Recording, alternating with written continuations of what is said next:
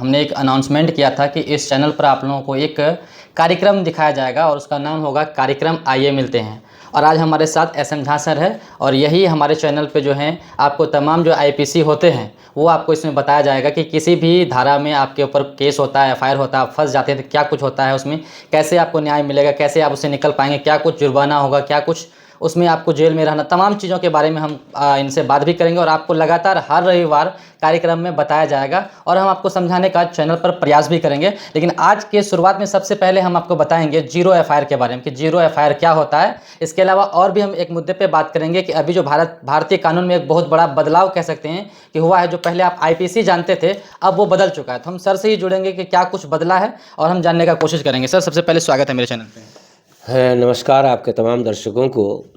जैसा कि सर हमने बताया कि हमने कहा था कि कार्यक्रम आइए मिलते हैं शुरुआत करने जा रहे हैं, तो हम चाहेंगे हमारे दर्शकों को बताइए कि इसमें हम क्या कुछ करने वाले हैं। देखिए, आज हमारा समाज दो विकृतियों से ज़्यादा प्रभावित हो रहा है, एक स्वास्थ्य संबंधी विकृति और एक न्याय संबंधी विकृति।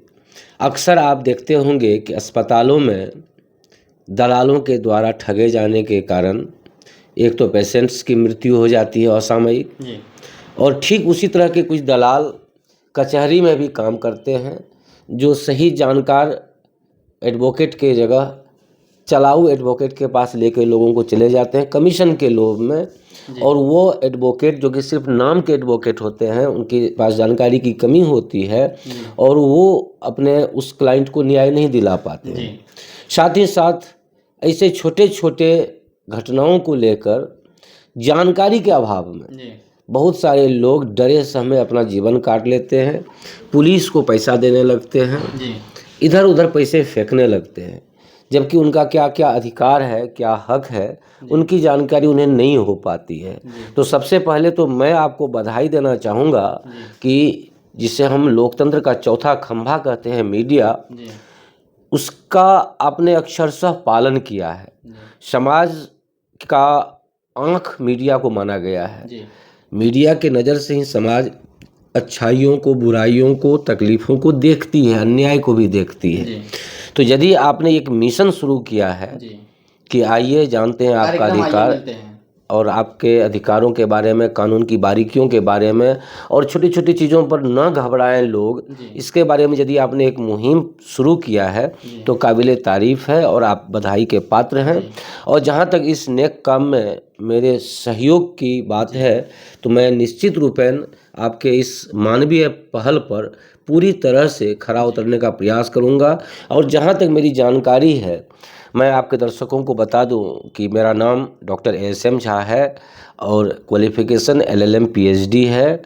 मैंने अंग्रेजी साहित्य में पोस्ट ग्रेजुएशन करी है और मिल्टन पर रिसर्च किया है मैंने, साथ ही लिंग्विस्टिक्स पर भी मैंने रिसर्च किया है और लॉ में एलएलएम की पढ़ाई मैंने करी है। तो जहाँ तक मेरी जानकारी है, मैं अपनी जानकारी के अनुसार आपके तमाम उन प्रश्नों का सम्यक हल करने का प्रयास करूंगा जिससे समाज को बहुत कुछ सीखने का अवसर मिलेगा। जैसा कि सर आपके हाथ में एक मोटा सा किताब रखा हुआ है, हमने आईपीसी की बात करी तो आपने बताया कि एक बहुत बड़ा बदलाव हुआ है, तो हम चाहेंगे आप संक्षेप में बताएं बदलाव क्या हुआ। बाद में फिर हम लोग स्टार्ट करेंगे जीरो एफआईआर से, फिर उसके बाद जितना जो आईपीसी चेंज होकर जो भी कुछ हुआ है उसके बारे में फिर विस्तार पूर्वक हम लोग वीकली बात करते चले जाएंगे। देखिए, इस देश में जो कानून व्यवस्था चल रही थी वर्षों से, उसे हम इंडियन पैनल कोड आईपीसी और क्रिमिनल प्रोसीड्योर कोड सीआरपीसी और इंडियन एविडेंस एक्ट के रूप में जानते थे। ऐसा कहा जाता था कि 1860 में जो कानून बना था आईपीसी, भारतीय दंड संहिता, वह लोगों को दंड देने के लिए बना था। अच्छा। क्योंकि 1857 की क्रांति जब असफल हो गई तो अंग्रेज़ों को लगा कि भारतीयों पर शासन करने के लिए निरोधात्मक कानून बनाना चाहिए। अच्छा। तो एक दंड संहिता का निर्माण हुआ, आईपीसी, इंडियन पैनल कोड कह करके। लेकिन मज़े की बात ये थी कि आज नहीं, कल सैटरडे है, कल तक हम लोग उसी आईपीसी पर काम जितने भी लॉयर हैं कर रहे हैं और अभी तक जितने केसेज हो चुके हैं, आपको मैं बता दूं कि 30 जून तक जो भी केस दर्ज होगा वो उन्हीं आईपीसी, सीआरपीसी और जैसे इंडियन, आईपीसी में से सीआरपीसी 302 307 इस तरह से लिखा जाता था। मैं बता रहा हूँ कि ये 30 जून 2024 तक जितना भी केस रजिस्टर्ड होगा वो उसी पैटर्न पर होगा, आईपीसी 1860 के आधार पर होगा। अच्छा। और उसके बाद 1 जुलाई से ये कानून बदलने जा रहा है। अच्छा। तो मैं बता रहा था कि जिस आईपीसी की बात की जाती थी कि अंग्रेजों ने यह प्रताड़ना के लिए कानून बनाया था, उस प्रताड़नापूर्ण कानून के साथ जो खासियत थी कि पुलिस किसी को गिरफ्तार करने जाती थी तो बाकायदा लिख के देती थी कि गिरफ्तार करने वाला अधिकारी का नाम क्या है, उनका पद क्या है, किस जगह से वह गिरफ्तारी कर रहे हैं, कितने बजे गिरफ्तारी कर रहे हैं, इन सारे चीज़ों को लिख के देना होता था। और within 24 hours of the arrest police को उस व्यक्ति को, आरोपी को, अभियुक्त को किसी न किसी लोकल मजिस्ट्रेट के सामने प्रस्तुत करना होता था।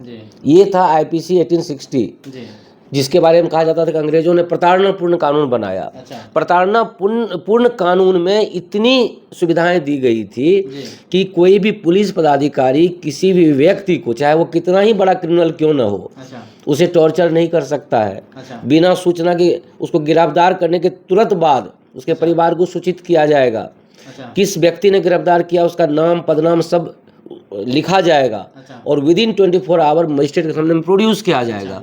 लेकिन ये जो आप किताब देख रहे हैं न्याय संहिता, कौन सा किताब है सर? ये इसको जो भारतीय, जिसे आप आईपीसी कहते थे, अब वह बीएनएस कहलाएगा, भारतीय न्याय संहिता। और जिसे आप सीआरपीसी कहते थे वह बीएनएसएस कहलाएगा, भारतीय नागरिक सुरक्षा संहिता। और जिसे आप एविडेंस एक्ट कहते थे उसे अब भारतीय साक्ष्य अधिनियम 2023 कहा जाएगा। यानी इन्होंने क्या किया, बोतल बदल दी, शराब वही रख दिया, वही है, सारा चीज वही है। सिर्फ इन्होंने नामकरण चेंज करके अपने आप को ये दिखाने का प्रयास किया कि हमने भारतीय चीज लागू कर दी, अंग्रेजों से तौबा कर दिया। लेकिन सच्चाई ये है कि जितने भी एक्ट्स हैं इसमें सारे के सारे उन्हीं आईपीसी से लिए गए हैं। बस उसमें से नंबर चेंज कर दिया गया। नंबर चेंज करके इन्होंने अपना पीठ थपथपाने का काम किया। और ये बताना चाहते हैं कि हमने बहुत बड़ा परिवर्तन कर दिया न्याय में। परिवर्तन तो इन्होंने किया है और इतना घोर परिवर्तन किया है कि अंग्रेजों से ज़्यादा खतरनाक इन्होंने कानून बना दिए हैं। पुलिस के अधिकार इन्होंने असीमित कर दिए हैं। अब किसी भी व्यक्ति को पुलिस कभी भी उठा के ले जाएगी और उसके लिए पुलिस को ये ज़रूरी नहीं है कि पुलिस ये लिखे कि किसने गिरफ्तार किया है, क्यों किया है, कब किया है, कहाँ से किया है, और विदिन 24 आवर्स उसे मजिस्ट्रेट के सामने में प्रोड्यूस करने की बाध्यता को भी ख़त्म कर दिया गया है। तो ऐसे में पुलिस किसी भी आदमी को राह चलते उठा लेगी, कूट काट के उठा के रोड पर फेंक देगी। ऐसे में क्या होगा कि उसका कोई देखने वाला नहीं। ये जो कानून में परिवर्तन करके इन्होंने कहा कि हम दंड नहीं देंगे, हम न्याय देंगे। मुझे ये समझ में नहीं आ रहा है कि ये कैसा न्याय देने की सोच है। किसी के मौलिक अधिकार का भी तो हनन हो रहा है। बिल्कुल हनन होगा। यदि कानून को इस तरह से लिया जाएगा तो मौलिक अधिकारों का हनन होगा। और इसीलिए अभी भी कांग्रेस पार्टी एवं अन्य विपक्षी दलों ने यह मांग रखा था, ये जो बीएनएस, बीएनएसएस और इन जो भारतीय साक्ष्य अधिनियम का जो जिस रूप में इसको पार्लियामेंट में पास कराया गया वह बेहद ही अलोकतांत्रिक रूप था। क्योंकि आपको शायद याद होगा जिस दिन यह कानून पारित किया गया था संसद में, उसी दिन 113 सांसदों को जबरदस्ती संसद भवन से उठा के बाहर फेंक दिया गया था और आधे घंटे के अंदर इस कानून को लागू कर दिया गया। अब आप सोचिए, जिस कानून से इस देश के 140 करोड़ जनता का मॉनिटरिंग होगा, उस कानून को बनाए जाते समय ना स्टैंडिंग कमेटी में भेजा गया, ना विपक्ष को इस विश्वास में लिया गया, ना ही उस समय नेता प्रतिपक्ष थे और ना ही उस समय में डिप्टी स्पीकर थे। ये ज़बरदस्ती का इन लोगों ने एक नौटंकी किया है। और जो मेजर सेक्शंस थे, अब देखिए हत्या का धारा 302 था जी, 302 था, 302 को 102 कर दिया, 102 हो गया। अब क्या 102 कर देने से हत्या नहीं कहलाएगा? बिल्कुल कहलाएगा। 302 या 102 में फर्क क्या पड़ता है, हमको ये समझाइए। इस सरकार ने लोगों को भ्रमित करने के लिए जिस तरह का नंबर से ही चेंज हुआ है या इसके अलावा जो कानूनी प्रक्रिया है करने की वो सब भी चेंज हुआ है? अभी तो मैंने आपको बताया कि पुलिस को जो अधिकार पहले नियंत्रित अधिकार थे कि पुलिस की औकात नहीं थी कि बिना सूचना के किसी को अरेस्ट कर ले और अरेस्ट करने के दौरान जी और घर वाले को यह ना बताए कि किसने अरेस्ट किया है। जी उन्हें बाकायदा लिखना पड़ता था कि पदाधिकारी का नाम क्या है, पदनाम क्या है, कितने बजे, कितने मिनट, कितने सेकंड में अरेस्ट हुआ है, ये सारी चीज़ों की सूचना देनी होती थी। जी। उसे इन्होंने उन्मुक्त कर दिया है, अब नहीं देना नहीं करना पड़ता, अब देना नहीं पड़ेगा। पहले क्या था कि विदिन 90 डेज यदि आप चार्जशीट जमा नहीं करते हैं जी तो अभियुक्त को बेल मिल जाएगी और पुलिस कटघरे में आ जाएंगे।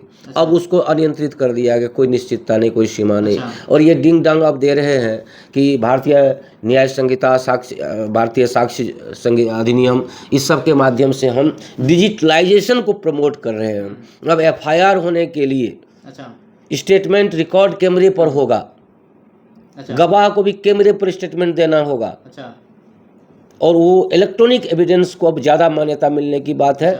और साथ ही साथ ये ज़रूरत थी कि जब इस तरह की चीज़ें लागू करनी ही है तो इसके लिए एक समय सीमा निर्धारित की जाती। और ख़ास करके आप समझिए इस चीज़ को कि हमसे जो सीनियर लॉयर्स हैं जिन्होंने 40 साल 50 साल प्रैक्टिस में काट दिए हैं, अब उनको 302 लिखने की आदत है। जी बिल्कुल 302 307 अब हाँ, अब वो 307 के जगह 307 लिखना है तो 307 बदल गया। तो सर आप लोगों को भी थोड़ी सी परेशानी होगी स्टडी करने में। 307 108 हो गया है। अच्छा। 302 102 हो गया है। परेशानी हम लोगों, देखिए लॉयर और टीचर जिस दिन पढ़ना बंद कर देंगे वो अच्छे लॉयर नहीं हो सकते हैं, वो अच्छे टीचर नहीं हो सकते हैं। अच्छा। तो लॉयर्स और टीचर के लिए कहा गया है कि they have to learn from the beginning to end. अच्छा। हर केस में हम लोगों को रिसर्च करना होता है। जिस दिन आप पढ़ाई से मुंह मोड़ लेंगे उस दिन से आप अच्छे लॉयर नहीं कहला सकते हैं। तो लॉयर को तो पढ़ना ही है। तो कुल मिलाकर ये समझ में आया जो पहले आईपीसी हम लोग जानते थे 302 307 ये सब वो अब चेंज हो गया, चेंज हो गया, नंबर चेंज हुआ है, कंटेंट वही है। और अब क्या है कि बलात्कार के लिए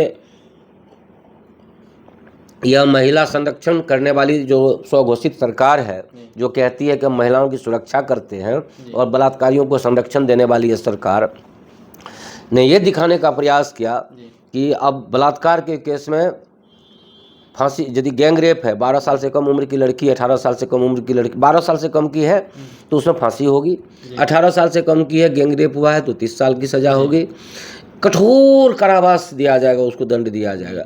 लेकिन मैं आपके चैनल के माध्यम से ये पूछना चाहता हूँ कि निर्भया हत्याकांड के बाद इस देश ने जब चौराहे पर उतरकर न्याय की मांग करी थी और यही मोदी जी ने कहा था कि बेटी बचाओ बेटी पढ़ाओ मेरी प्रायोरिटी है, उसके बाद बेटियों के बलात्कारी बृजभूषण शरण सिंह को किस बेशर्मी से भाजपाइयों ने अपने यहाँ रखा दामाद बनाकर, उसके ऊपर कोई एक्शन नहीं लिया।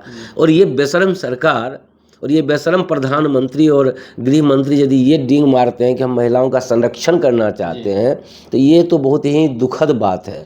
क्योंकि इन लोगों के किसी भी प्रवृत्ति में आपको देश हित की बातें नहीं दिखेगी, युवाओं के हित की बातें नहीं दिखेगी, महिलाओं के हित की बातें नहीं दिखेगी।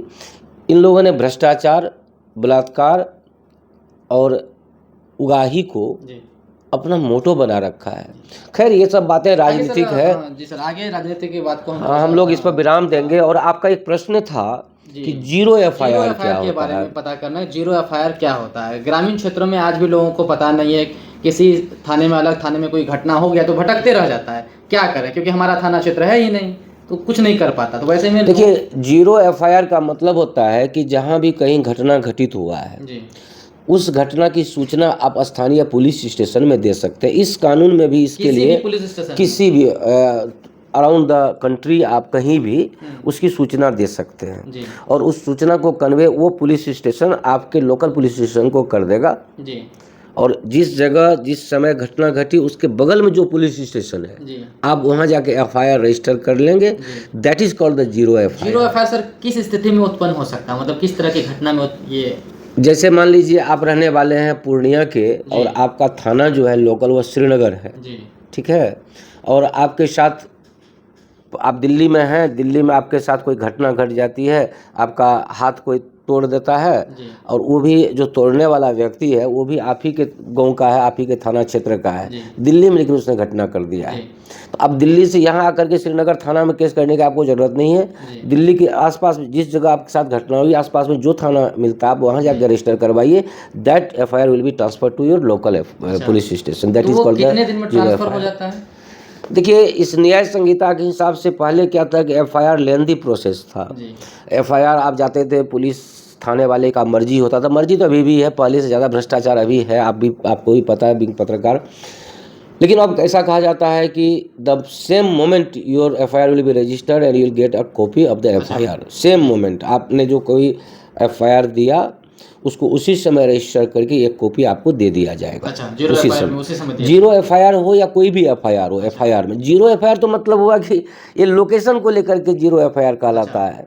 जैसे कोई घटना दिल्ली में घटित हुई, उसका थाना क्षेत्र मान लीजिए बिहार के किसी थाने में है, तो दिल्ली में भी रजिस्टर आप FIR कराएंगे तो that FIR will be transfer to your कई लोकल सारे FIR। मामलों में देखा गया है कि लोग जाते हैं थाना में, जीरो FIR की जब बारी आती है तो थाना से घुमा दिया जाता है, नहीं कहता लेता है। मेरे हाँ, क्षेत्र मेरे में नहीं क्षेत्र में है। नहीं है। हाँ, जैसे मान लीजिए किसी बॉर्डर एरिया में कोई घटना जी। घट गई और ये निर्धारित नहीं, एक्सीडेंट हुआ, अब वो कहेगा कि भाई मेरा क्षेत्र नहीं है, वो कहेगा मेरा क्षेत्र नहीं है। जी। अब ये समस्या नहीं रहेगी। BNS के माध्यम से घटना कहीं भी घटेगी, जिस थाना क्षेत्र में घटना घटेगी वो FIR को रजिस्टर करेंगे, बाद में इन्वेस्टिगेशन के बाद जिस भी थाना क्षेत्र का वह मामला होगा उसमें उसको भेज दिया जाएगा। यही जीरो FIR होता है। तो चलिए, ये हम आपको कार्यक्रम आइए मिलते हैं कि जो हमने शुरुआत हम लोगों ने जो करने जा रहे थे उसमें से हमने आपको बताया जीरो FIR के बारे में, साथ ही साथ क्या कुछ बदलाव हुआ है सर ने वो भी बताया। बाकी आने वाले हर रविवार को आपको सीरीज बाय सीरीज यहाँ पर जितने सारे, हाँ हम तो बार बार भूल रहे हैं क्योंकि हम लोग को IPC CRPC याद है,